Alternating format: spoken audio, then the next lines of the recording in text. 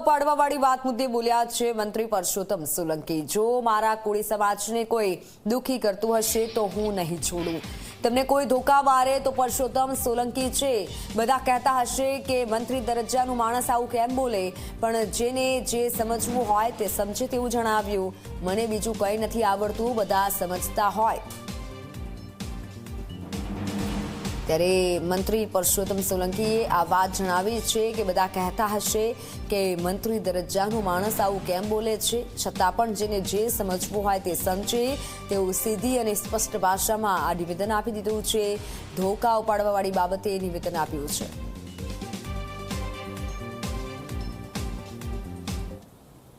તમે બધાએ હમણાં નવો એક દાખલો કે હું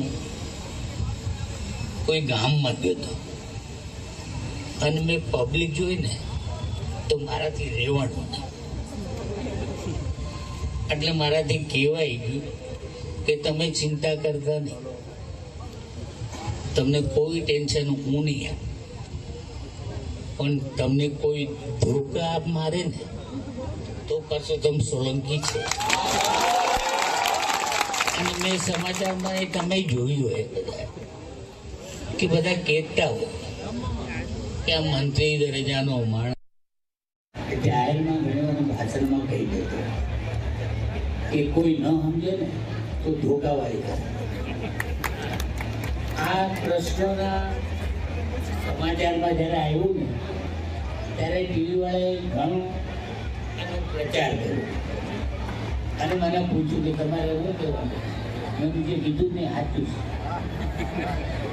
તમે નહીં તો તમારો વિષય, પણ મારા હાથે સાચું છે અને મારા સમાજની જરૂર છે। એ નહીં સમજો તો કોણ સમજે? એટલે મારો સમાજ સમજે અને હું કહું છું સમાજે એમ, એટલે મારે આ બધું કંઈ હાથ કરવાની જરૂર નથી। મારા સમાજને કોઈ દુઃખી કરશે તો હું નહીં છું, એ લોકો કરે કે ના કરે, પણ મને મારો કોળી સમાજ બહુ પ્યારો અને મારો લાય।